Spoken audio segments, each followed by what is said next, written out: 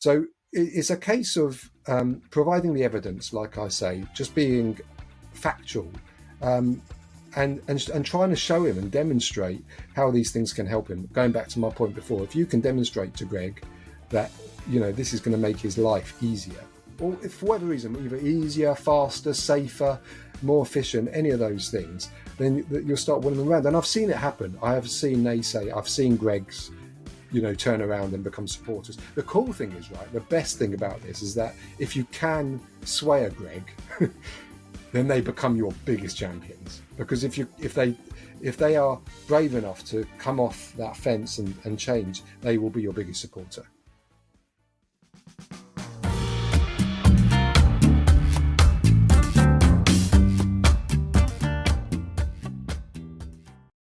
Welcome to the Beyond Deadlines podcast, where we tackle challenges that planning and schedule leaders come across on a day-to-day basis. My name is Micah Pipo, and I'm a planning and scheduling manager for Intel. My name's Greg Lawton. I'm the CEO of an AI schedule management company called Nodes and Links. Hi, I'm James Garner from Gleeds. I'm a trained QS and head of digital operations at Gleeds. Today, James is on the hot seat, and we are talking technology adoption. James, are you ready? I think so, as ready as I'll ever be. You are a construction technology adoption specialist at a mid-sized construction firm. Your company has recently invested in several state-of-the-art tools aimed at enhancing project management, planning, scheduling, and on-site safety. These tools include advanced project management software, drones for site surveying, wearable technology for worker safety, and VR for pre-construction visualizations. Despite the potential benefits, you're facing resistance from both on-site and project managers who are accustomed to traditional methods. Your challenge is to develop and execute a plan that ensures widespread adoption and effective utilization of these technologies across all upcoming projects. How do you do it? Wow. Okay. How do you do it? So we're actually talking about a cultural issue here rather than a tech issue. That's the first thing I'd recognize.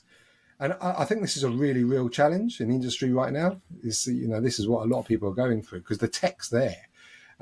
We've made huge strides in terms of the tech available. And when I talk to people, I think, that is the issue. How do we get it into people's hands and get people to trust the tech?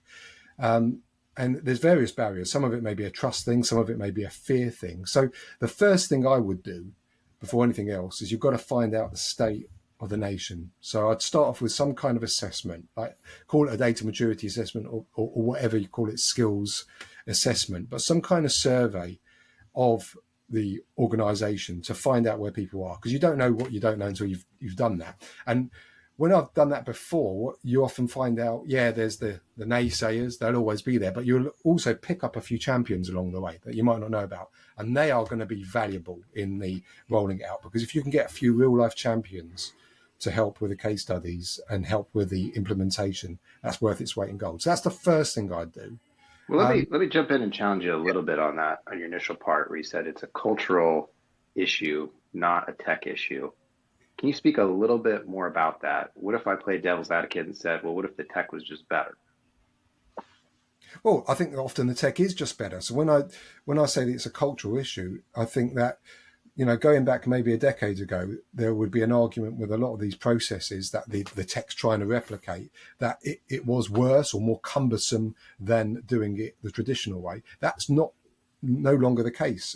In most of the kind of examples that we could look at, it's almost beyond a doubt that the technology is a better way of doing things because it's faster, it's more efficient, it's safer, etc., etc. So that what I mean by that is that's no longer the challenge. It's the convincing people that that's the case. That's the challenge, and that's a human thing rather than a tech thing. And how you can actually demonstrate that to people. And there's various ways. Some people you can demonstrate it to, and they still won't believe you because it's in their mind, and they've decided that they are not going to adopt this. It may be an age thing or it may be a fear thing, but it's very hard to break people down. And there's not a one size fits all approach to try and make people come around the other side.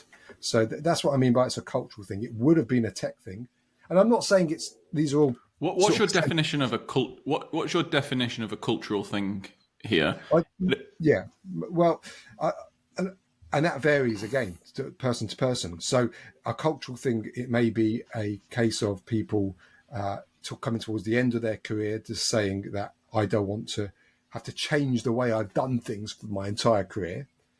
For other people, it may be a fear of being replaced, a fear of this technology taking my job. For other people, it just might be really disorganized. They haven't got time. So it will depend from person to person. But it's the best way to describe it is it's a human thing. It's something based in the. It wouldn't necessarily need to be tech that's replacing them. It could be just a different methodology, and it'd have the exact same impact. I remember, going back to people adopting things like for QSs, we'll know around NRM, and people who had grown up with a different code, which was SMM in the UK. Very similar thing. People didn't want to adopt it. That had nothing to do with tech. That was just a different workflow or a different code. So it's very similar to that. That's what I mean by culture. Okay, so it's a one thing, and you said something quite interesting in there about people being disorganized and not having time. What I'd probably classify that, I'd probably personally not classify that as cultural. I'll classify that as prioritization. Yeah. So Yeah. you've got kind of three problems. You've got is the technology good problem? So the tech can do the job. The second is the prioritization of the organization, and the third is the want of the people. So let's say you've taken the first two off the table. How do you change people's perceptions? How do you make them want to do something different? Yeah. And again, no one size fits all, but I think a lot of it is around it's the case studies. So that, you asked me what I would do. It's the demonstrating. We all suffer from that FOMO. If you can see your colleague going home on time and he's had the same output of work as you, and you're sitting there at your desk slaving away, you're soon going to wake up. It's things like that that have the impact. Demonstrating it, proper proof, and this is why case studies are so important. And going back to the assessment, where you can find those champions within your business, and I guarantee you've all got them. They may be hiding away, but there's all these really cool people, really clever people that you don't necessarily know about that can help with that. Showcasing and providing evidence and providing case studies to people so they can say, oh, okay, I see what that can do for me. And it always comes down to a really basic human emotion, right? I want to do more with less time so I can it might be because they want to get home. It might be because they want to do more. It might be for whatever reason, but it's always a case of trying to do more with less time. Oh, Okay. that makes a ton of sense. Let's move this on a little bit. You've done your site survey or your survey, and you've gotten your responses back.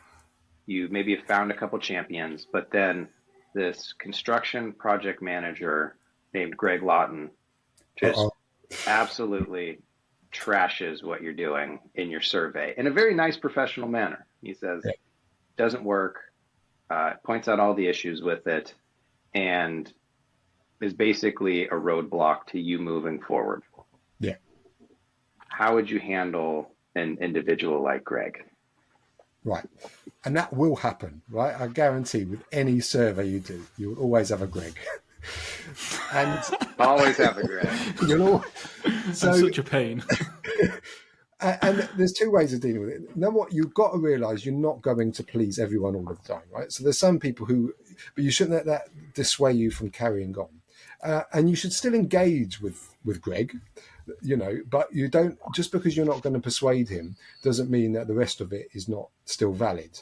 So it's a case of providing the evidence, like I say, just being factual, and trying to show him and demonstrate how these things can help him. Going back to my point before, if you can demonstrate to Greg that, this is going to make his life easier, or if for whatever reason, either easier, faster, safer, more efficient, any of those things, then you'll start winning them around. And I've seen it happen. I've seen Greg's, turn around and become supporters. The cool thing is, right, the best thing about this is that if you can sway a Greg, then they become your biggest champions. Because if they are brave enough to come off that fence and change, they will be your biggest supporter. Yeah, well, that's all well and good, James. But what you're asking me to do here is you're asking me to go and fire some of my QSs who actually for some kind of tech that I can't really prove, Also, I'm already understaffed and I've got 3 projects that I need to get delivered. Where am I going to get the time and who's going to pay for this budget? Give me the budget line that I can book people's time to so they can do this training. And then who's going to take the risk? You probably put it on me, aren't you, of implementing this technology. I've got delivery stuff to do. Yeah. Go. And there's a lot of questions there. Not to There's a Greg. the first thing, I'm not telling you to fire anyone, certainly not QSs. You know, I love QSs. That's my that was what I grew up with. This is not about firing anyone, or it's about, as you say, Greg, you know, in your other hat, changing workflows, right? So the point of this is to find out where you are. There's no time in this. This is like a 5-minute survey for your staff. That's all we're asking you to do. Nothing more. That's it. If you know, you can do this whilst you tell your team to do this whilst they're having their lunch, their coffee break. That's all we're asking is a 5-minute survey. From that, and there's no more commitment than that. So, you know, I'm not asking you to book any time, spend loads of money. That's all we're asking, a 5-minute survey. From that, I'll be able to identify the people that are in different buckets. So the people that are going to be too hard to reach, and there will be some people too hard to reach, I'll be able to identify your champions, and I'd start with them. I will demonstrate to you that you've got some people in your team that can do things faster and more efficient and have a direct impact on your bottom line, and they'll be the champions. But then you'll identify different buckets. You'll identify some people who are curious. You'll identify some people who are, you know, really want to get into this, and we could then make a case to show you that it's worth spending some training, and some of this training is very cheap. In fact, in England, some of it's funded by the government to actually improve their skills so they can become like their champions. So it'll be an iterative process. No one's telling you to go straight in now. It won't have any impact on you initially. This is just, all I'm asking you to do is come on a little journey and spend a few minutes just to find out where you are. You might be surprised. I want to point out something there that was really helpful, and I feel like Greg is already loading up for the next one. But before he goes hot on the next one, just listen to how James positioned it as taking down the person's biggest fears. You're not firing anyone. You're not immediately handing over control to the robot dogs. You're starting very small. You're just doing a little survey for us. He's getting the foot in the door. He's trying to build credibility. He's trying to build a relationship. He's trying to work with the person at their level, in their position, in their shoes. Very smart way to start off conversations. All right, Greg, are you fired back up again? What do you got next? Well, I'm fired back up, but I'm also gonna step into my other thing here. James, I want to give you a little challenge. Okay. Is there a better way to frame it? Because this is a framing battle. I'm sure you'll agree here. This is a framing battle. Yeah. I'm having the frame of the world is doomed. You've got the frame of no, it isn't. The world is a great place. Is there a different frame, like maybe a third frame that you could come in with, where, you know, for someone who hasn't thrown out rejections just yet, it's just the first conversation. How would you approach a first conversation with someone who's never heard anything about any kind of technology adoption initiative that you're running? Yeah. And that's kind of what I said. There is not a one size fits all. So you've got to tailor your response to different people. So, you know, the person who isn't necessarily a naysayer, just is uneducated, doesn't know about these things, will be a very different approach.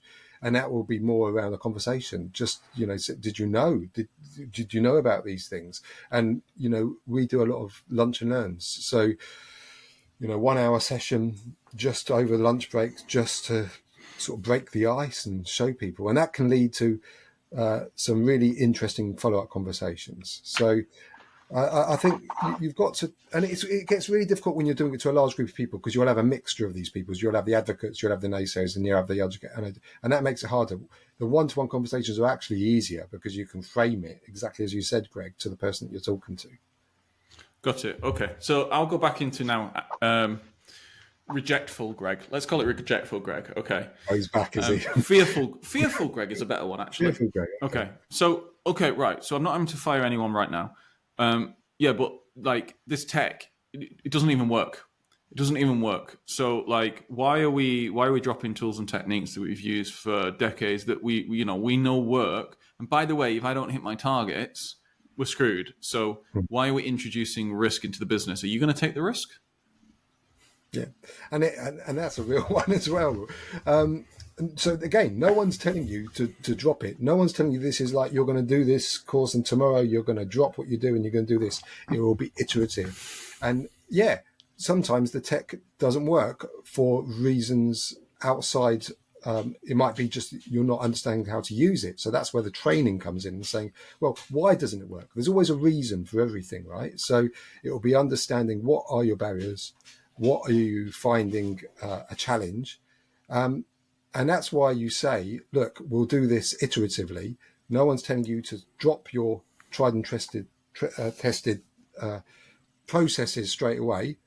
There'll be kind of a process where you can test something, no doubt come back saying it doesn't work, and then let's drill into that. Why doesn't it work? It might be because you're not using it properly, or it might not be appropriate at this point, but it's a case of making people feel like they're listened to, and maybe being prepared to be a little bit agile and move, because it's not a case of just saying to somebody, you're wrong and I'm right. Sometimes in those conversations, there may well be the case that the naysayer, not, fearful Greg, is right at the moment. So you can say, okay, hear what you're saying. But it's not an all or nothing situation. It might be that certain parts of it are ready to be adopted and others parts not quite yet. I think the mistake some people make is by saying this is all or nothing. This is an argument that I've got to win, and either they're going to adopt it everything, or I've lost. Actually, sometimes it's fine to go in and just get them to accept a couple of things. Just get their foot in the door with some really kind of low hanging fruit, and then that will just improve their confidence. So, I don't look at this thing like a battle that I've got to win. People come into this in their own time as well. Okay. Interesting. So one thing that I'll go ahead, Jay. Go ahead, Greg. I'll make a point on that because then I've got a third one which will then close off Fearful Greg. Good. Have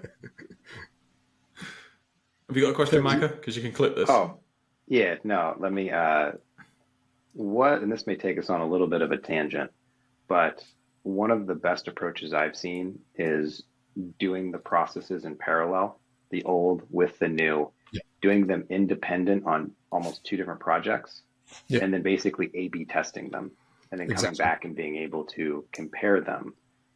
What are your thoughts on, as you start to look at dealing with a fearful Greg, that sort of approach where you can come back and look at this project had it, this project didn't, and looking at the different sorts of outcomes and data sets? Yeah, so it's a measuring output, because that's what you have to provide evidence, and I think that's where pilot projects are really important. So getting people, and that might be those champions that we've identified earlier, but if you can get fearful Greg to say, well, look, let's just do a pilot project, one of your projects, that's a really good way of doing it, and then measuring it, working out with them what are the criteria for success on your project, because there's no point in doing that afterwards because there's no consensus. You have to agree with that person that what is important to you now. It may be time, it may be cost, it may be quality of the product, but agreeing with them what they would like to see as a KPI, and then doing the pilot project, and then that can be a way of proving that this new way of working is better or not. As I said earlier, sometimes certain people are just not ready for it, and sometimes the tech's not ready, and that's fine. Things keep improving, but it's making people understand that this is an evolving thing. We are on a journey towards digital transformation in the industry. That's, without a doubt. So it's where people want to step on that journey. Okay, then I'm going to take that and go all the way to the end. And, we're thinking here about how to add as much value to the person listening to the podcast. Okay.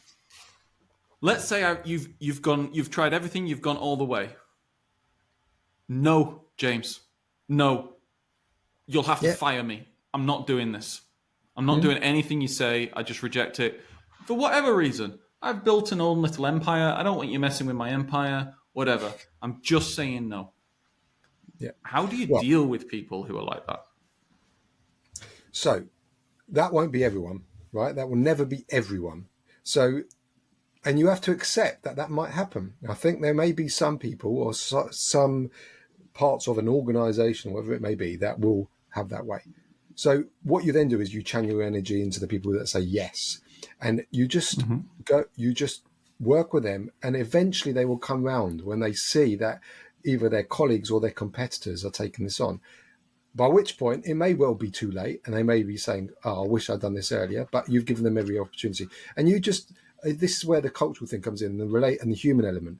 You don't take that as a slight. You don't fall out with anyone, because the last thing you want to do is feel unapproachable. You want to say, "Okay, that's fine, but I'm here, and when you're ready, you can contact me again, and we can go again. It may be the following year. See, the way we do it is we do a data maturity assessment on a yearly basis. So, and what's interesting is there's people who on one year may not been ready. The next year they're ready because something's happened in that intervening period. Over the course of the last year, obviously there's been the buzz around AI and release of ChatGPT, things like that have really woken people up. That a lot of people maybe wouldn't have seen coming. So there'll be an event that could change that. So I would say don't push against something that isn't going to move. You could go down the route of bringing it to sort of a higher level and forcing them, but I'm very much of the you want the carrot approach rather than the stick. Just let it play out. Sometimes you need a bit of patience with these things, and don't fall out with anyone over it, because it's nothing personal. There's always a reason behind these decisions, and sometimes they just need an event to happen to wake them up. It will happen. It's just a question of when. I think that shows a deep understanding of the emotional states of different people. And actually, personally, I would agree with that.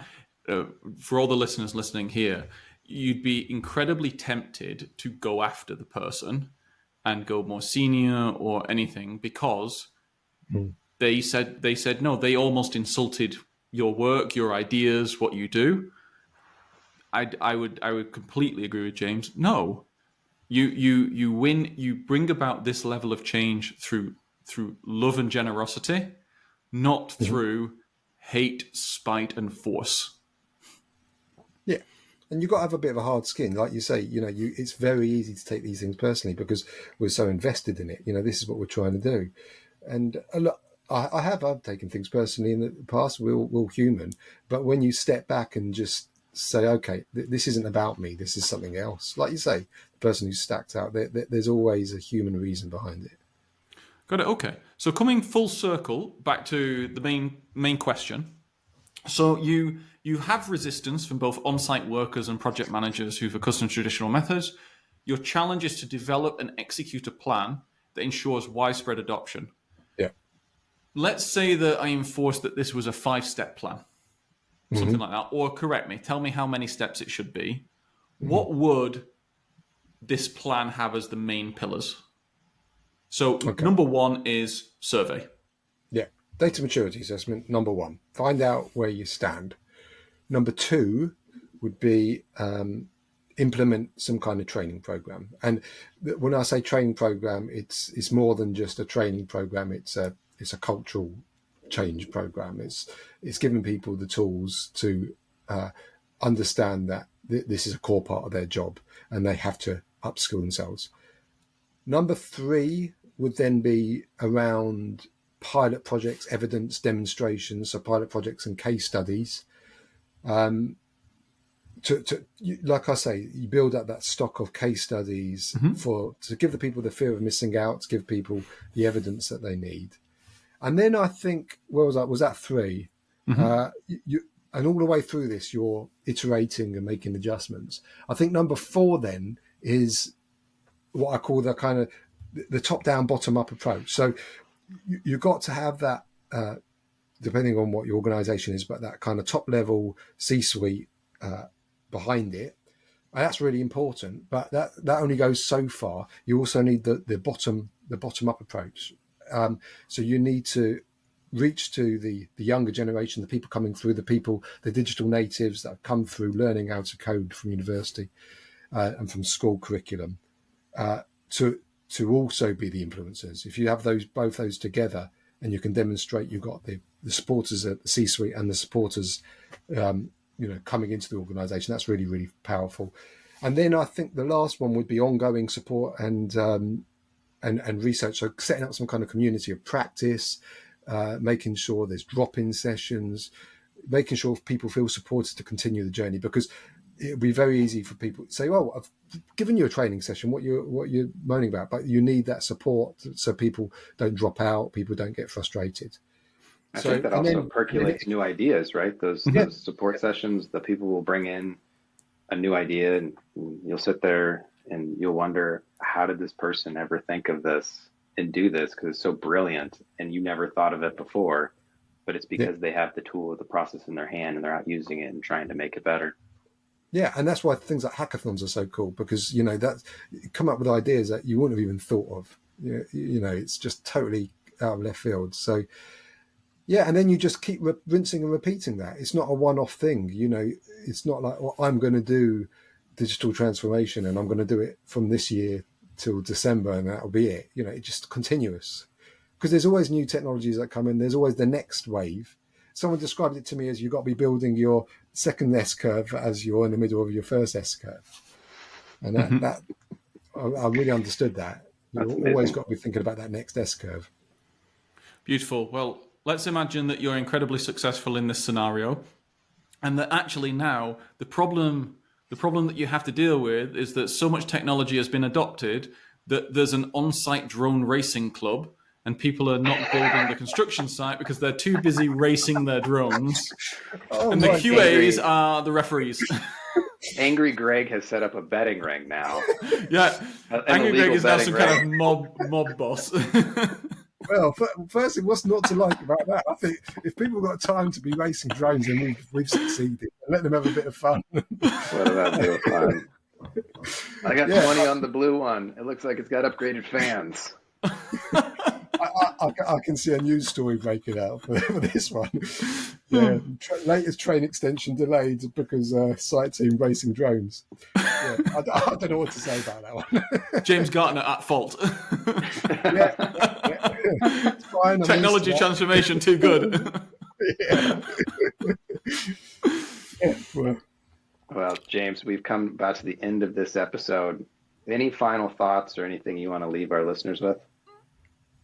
no, that was really a good conversation. I'm sure we could have carried on talking for a long time. I think just anyone listening to this scared or fearful, like fearful Greg, I think don't be. There's different entry points. That's all I'd say to people is it doesn't matter where you are. There's no harm in dipping your toe in the water. There's plenty of educational resources out there. There's lunch and learns. There's courses, and it's really really easy just to put your feet in the water and see what the temperature's like and see where you stand. So go for it, I'd say. And James, you're on LinkedIn. You have a brilliant newsletter. Is there any other place that we can share where people can find you, learn more about you and the work you're doing? No, LinkedIn's the best place, and then from there you can subscribe to my newsletter. I'm also the current chair of the Project Data Analytics Task Force, so we're about to relaunch that over the course of the next few weeks. So you can look out for that and see some of the work we're doing there. One of the big things we're doing is promoting the manifesto for data-driven project delivery. So anyone interested in digitization or data-driven project delivery, look out for the Project Data Analytics Task Force.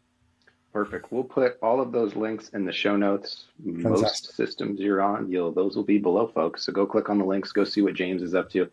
He is doing amazing work, and we loved having him on the show today. Well, Thank you, folks, for us at Beyond Deadlines, that is all this week.